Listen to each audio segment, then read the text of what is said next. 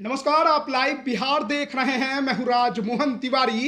एक तरफ तमाम राजनीतिक पार्टियां लोकसभा चुनाव की तैयारी में जुटी हुई हैं।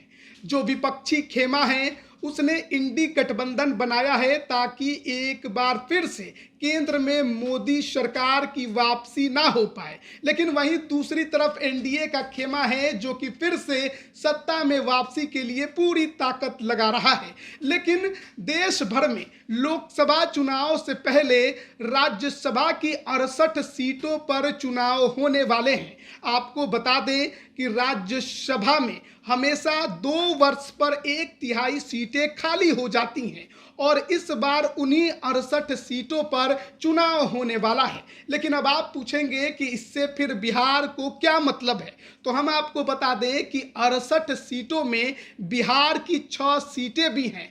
यानी कि जो 6 राज्यसभा सांसद हैं उनके कार्यकाल इस बार समाप्त हो गए हैं और अप्रैल के महीने से पहले ही इन सीटों की भरपाई कर लेनी है, यानी कि चुनाव करा लेना है। तो सबसे पहले हम उन 6 राज्यसभा सांसदों के बारे में आपको पूरी जानकारी दे देते हैं, जिसमें आरजेडी के मनोज झा हैं, फिर आरजेडी के अहमद अशफाक करीम हैं, जेडीयू के 2 राज्यसभा सांसद हैं वशिष्ठ नारायण सिंह और अनिल हेगड़े, कांग्रेस के 1 हैं अखिलेश प्रसाद सिंह और बीजेपी के 1 हैं सुशील कुमार मोदी। यानी कि इन तमाम 6 राज्यसभा सांसदों का कार्यकाल अप्रैल के महीने में समाप्त हो जाएगा। तो उससे पहले मार्च के महीने में ही इनके सीटों पर चुनाव करा लिए जाएंगे। लेकिन अब आप ये भी पूछेंगे कि फिर इनका चुनावी प्रक्रिया क्या है, आखिरकार इनके लिए वोट कौन करेगा और इनको उम्मीदवार कौन बनाएगा। तो सबसे पहले हम आपको ये बता दें कि आम जनता इन चुनावों में भाग नहीं लेती है, यानी कि अप्रत्यक्ष तौर पर ये चुनाव होते हैं और इनको जो चुनने वाले लोग हैं, यानी इनके लिए जो वोटिंग करेंगे वो विधायक गण होते हैं। यानी कि जो बिहार विधानसभा में विधायक चुनकर 2020 में आए हैं या उसके बाद जो उपचुनाव में जीतकर आए होंगे, वो लोग इनके लिए वोटिंग करेंगे। यानी कि 243 विधायक ही केवल बिहार में इन 6 सीटों पर कौन जीतेगा कौन हारेगा इसका फैसला करने वाले हैं। तो अब ऐसे में ये तय करना भी जरूरी है कि आखिरकार किसको कितना वोट मिलेगा, तो वो इस बार फिर से वापसी राज्यसभा में कर सकते हैं। तो इसके लिए एक प्रक्रिया होती है जिसमें कि जो विधानसभा के कुल सदस्य हैं उनकी संख्या को भाग दिया जाता है, जितने सीटें खाली हो रही हैं उसमें 1 जोड़कर। यानी कि कुल सीटों की संख्या विधानसभा में 243 है, तो आप भाग दीजिएगा, क्योंकि 6 सीटें खाली हो रही हैं तो 1 जोड़कर 7 से, तो आपका जो निकलेगा वो 34 दशमलव कुछ आएगा और उसमें 1 जोड़ दीजिएगा तो 35 दशमलव कुछ हो जाएगा। यानी कि 35 विधायक चाहिए एक राज्यसभा के सीट को जीतने के लिए।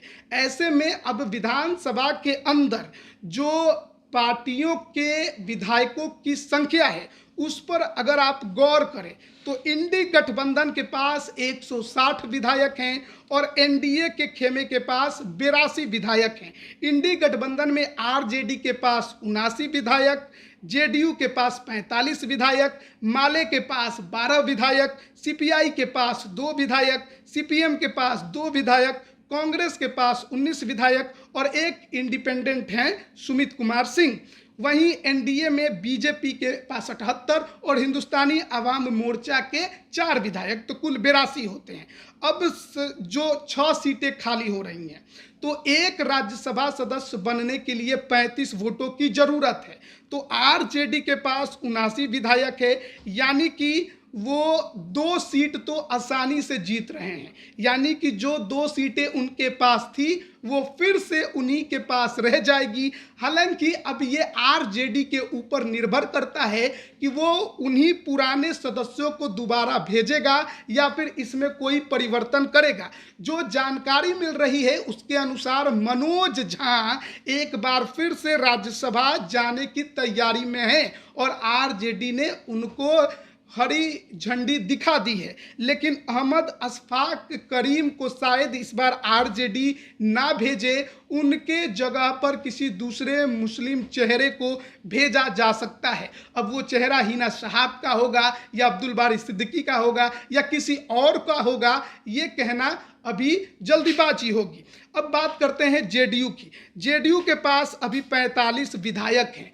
एक राज्यसभा सांसद बनाने के लिए इस बार के चुनाव में आपको 35 विधायकों की जरूरत है, यानी कि एक सीट तो ये आसानी से भर लेंगे। लेकिन इनके पास पहले 2 सीटें थी, एक वशिष्ठ नारायण सिंह और एक अनिल हेगड़े। तो ये माना जा रहा है कि इस बार क्योंकि जेडीयू के पास उतनी संख्या नहीं है, इसलिए वशिष्ठ नारायण सिंह का पत्ता कटेगा। उम्र भी उनकी काफ़ी ज़्यादा हो गई है। अनिल हेगड़े को जरूर 2022 में किंग महेंद्र का जब निधन हो गया था तो उनकी जगह पर इन्हें भेजा गया था, लेकिन इस बार अनिल हेगड़े को भी जेडीयू रिपीट करने के मूड में नहीं है।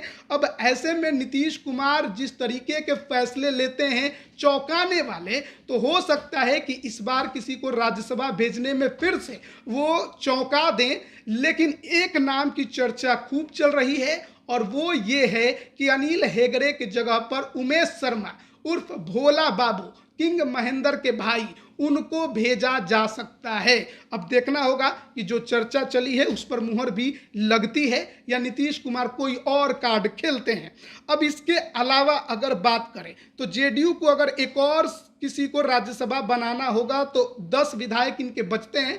45 में से 35 तो अनिल हेगड़े की जगह पर किसी को भेजने में लग गए, 10 बचे, 25 और चाहिए। लेकिन जो महागठबंधन के अन्य दल हैं वो इनको दूसरी सीट के लिए सहयोग नहीं करने वाले, क्योंकि वो आरजेडी के कहने पर ही चलेंगे।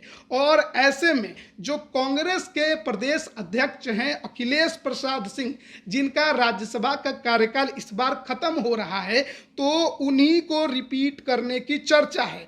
और ऐसे में 9 जो आरजेडी के विधायक बचे और अन्य जो माले के हैं और 19 कांग्रेस के हैं, उनका इस्तेमाल करके आसानी से अखिलेश प्रसाद सिंह को एक बार फिर से राज्यसभा भेजा जा सकता है। और इसके अलावा अब बात कर लेते हैं बीजेपी की। बीजेपी के अभी इकलौते सदस्य सुशील मोदी हैं, जिनका कार्यकाल इस बार खत्म हो रहा है। और सुशील मोदी राज्यसभा 2020 में गए थे क्योंकि रामविलास पासवान का निधन हो गया था और उसी सीट पर सुशील मोदी राज्यसभा सांसद बने थे। हालांकि रामविलास पासवान भी अपने पूर्णकालिक सीट पर राज्यसभा नहीं गए थे। वो रविशंकर प्रसाद 2018 में जब राज्यसभा के सांसद बनाए गए, फिर 2019 में लोकसभा चुनाव उन्होंने लड़ा तो सीट खाली हो गई थी और उसी सीट पर रामविलास पासवान गए, फिर उनका निधन हुआ तो सुशील कुमार मोदी गए। और इसलिए इस सीट पर इस बार फिर से जब चुनाव होगा तो कहा जा रहा है कि सुशील कुमार मोदी को बीजेपी इस बार भी राज्यसभा भेजने की तैयारी में है और एक बार फिर उनका जाना तय है। लेकिन क्योंकि इस बार बीजेपी के पास 78 विधायक हैं, यानी कि 35-35-70, यानी 2 राज्यसभा सदस्यों को भेज दे फिर भी 8 विधायक बच जाएंगे, तो एक और सीट इस बार बीजेपी को मिलेगी। जो झटका जेडीयू को लग रहा है, जेडीयू की 1 सीट घटेगी, बीजेपी की 1 सीट बढ़ रही है क्योंकि विधायकों की संख्या के वजह से। और ऐसे में जो दूसरी सीट है उस पर दावेदारों की ढेर लग गई है और उसमें जो सबसे पहला नाम निकलकर सामने आ रहा है वो हैं जो अभी राज्यसभा के सदस्य हैं, लेकिन जुलाई के महीने में इसी वर्ष उनका कार्यकाल समाप्त हो जाएगा। मनोनीत सदस्य हैं राज्यसभा में राकेश सिन्हा। साहित्य के क्षेत्र में उनको मनोनीत करके 2018 में राज्यसभा भेजा गया था, लेकिन अब कार्यकाल खत्म होने की बारी है और अक्सर ऐसा देखा जाता है कि मनोनीत सदस्य को दोबारा से मनोनीत नहीं किया जाता है, यानी उनका टर्म तो जुलाई में खत्म हो जाएगा। ऐसे में राकेश सिन्हा जो कि बेगूसराय के रहने वाले हैं, वो बेगूसराय में चुनावी तैयारी में भी जुटे हैं लोकसभा की। लेकिन बेगूसराय के जो सांसद हैं वो गिरिराज सिंह हैं। तो इस बार बीजेपी के लिए भी बड़ी चुनौती होगी कि किसे बेगूसराय से उतारा जाए। अगर गिरिराज सिंह को रिपीट किया जाता है तो राकेश सिन्हा नाराज हो सकते हैं और बीजेपी और संघ को लेकर वो हमेशा से चैनलों में, डिबेटों में खुलकर वो बीजेपी का पक्ष रखते हैं और विरोधियों के छक्के छुड़ा देते हैं। तो राकेश सिन्हा नाराज ना हो इसके लिए या तो बीजेपी उन्हें लोकसभा लड़ा दे या फिर उनको इस बार राज्यसभा ही भेज दे। अगर राकेश सिन्हा को बीजेपी ने नहीं भेजा तो उसके बाद भी कई नामों की चर्चा है, जिसमें एक नाम बीजेपी के राष्ट्रीय मंत्री ऋतुराज सिन्हा का भी है। अब ऋतुराज सिन्हा को लेकर हम आपको बता दें कि पटना साहिब लोकसभा में भी उनके नाम की चर्चा इस बार खूब चल रही है और नॉर्थ ईस्ट में बीजेपी के सह प्रभारी हैं और बीजेपी के चुनावी रणनीति और प्रचार कैंपेन का जिम्मा भी बहुत ज़्यादा इन्हीं के कंधों पर रहता है। ऐसे में ऋतुराज सिन्हा जो है वो प्रबल दावेदारों में से एक है। या तो इनको पटना साहिब से लोकसभा का उम्मीदवार बीजेपी बना दे, रविशंकर प्रसाद सिंह का कहीं टिकट कटे तो युवा नेता हैं, प्रखर वक्ता हैं और काम को लेकर जिस प्रकार से जिम्मेदारियां मिलती हैं बखूबी निभाते हैं और जिस तरीके से नॉर्थ ईस्ट में बीजेपी का परफॉर्मेंस रहा है उसमें इनका योगदान अहम माना जाता है। खूब काम किया है इन्होंने और अभी भी लगे हुए हैं। तो ऐसे में या तो इनको पटना साहिब से लोकसभा का टिकट इस बार मिल जाएगा और अगर उनको टिकट नहीं मिलता है, जिस तरीके की जिम्मेदारी इनके ऊपर है कि हो सकता है कि चुनावी मैदान में न उतर पाए, बहुत सारा काम बीजेपी का कर रहे हैं, तो ऐसे में इन्हें भी राज्यसभा बीजेपी भेज सकती है। तो ये बीजेपी नेताओं की बात हो गई। लेकिन इसके अलावा गठबंधन में भी कुछ ऐसे नेता हैं जिनको लेकर चर्चा चल रही है, जिसमें सबसे पहला नाम है पशुपति कुमार पारस। केंद्र में मंत्री हैं, हाजीपुर से सांसद हैं और रामविलास पासवान की विरासत को आगे बढ़ाने की बात करते हैं। लेकिन हाजीपुर पर जिस प्रकार की दावेदारी चाचा और भतीजे ने दी है, ऐसे में हाजीपुर पर इनका ग्रहण लग गया है कि दोबारा ये रिपीट होंगे या नहीं होंगे। तो अगर एनडीए के अंदर चाचा भतीजे के बीच समझौते की स्थिति बनती है तो हो सकता है कि अगर चिराग के खाते में हाजीपुर जाए तो बीजेपी इनको राज्यसभा भेज दे, क्योंकि वैसे भी यह सीट रामविलास पासवान की थी, जिस उनके निधन के बाद सुशील मोदी सांसद बने थे तो एक सीट खाली तो लोजपा के कोटे से हुई ही थी। लेकिन अब सीट पर जिस प्रकार की स्थिति बनेगी एनडीए के अंदर, उसमें पशुपति पारस के नाम की भी चर्चा छिड़ी हुई है। लेकिन इसके अलावा रीना पासवान यानी कि चिराग पासवान की मां की भी चर्चा ज़्यादा चल रही है। अगर सीट बंटवारे में इधर उधर कुछ हुआ और समझौते को लेकर अगर पशुपति पारस नहीं माने तो हो सकता है कि चिराग पासवान कहे, क्योंकि उनके पिता भी राज्यसभा गए थे, तो उनकी मां रीना पासवान को इस बार राज्यसभा भेज दिया जाए। अब ऐसे में देखना होगा कि एनडीए के अंदर क्या कुछ समझौते होते हैं, किस प्रकार से सीट शेयरिंग होती है और किसको कितना मिलता है। लेकिन अभी 6 राज्यसभा सीटों को लेकर बिहार में चर्चा खूब छिड़ी हुई है और इस बार राज्यसभा के चुनावों में जेडीयू को एक सीट का झटका लगेगा। वशिष्ठ नारायण सिंह दोबारा से चुनकर राज्यसभा नहीं जा पाएंगे।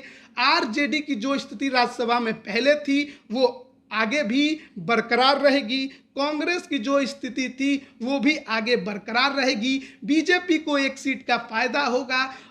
एक सीट पर राज्यसभा सांसद सुशील मोदी का कार्यकाल समाप्त हो रहा है, लेकिन इसके अलावा विधायकों की संख्या ज़्यादा है तो वो दूसरे सीट पर भी अपना सदस्य भेजने की तैयारी में जुटे हैं। अब देखिएगा कि आखिरकार जिन नामों की चर्चा चल रही है और जिन नामों की फहरिस्त बन रही है वही लोग जाते हैं या फिर कोई नया चेहरा भी निकल कर बाहर आता है। बने रहिए लाइव बिहार के साथ। आप सभी का बहुत बहुत धन्यवाद। लाइव बिहार यूट्यूब पर सब्सक्राइब और फेसबुक पर लाइक जरूर करें।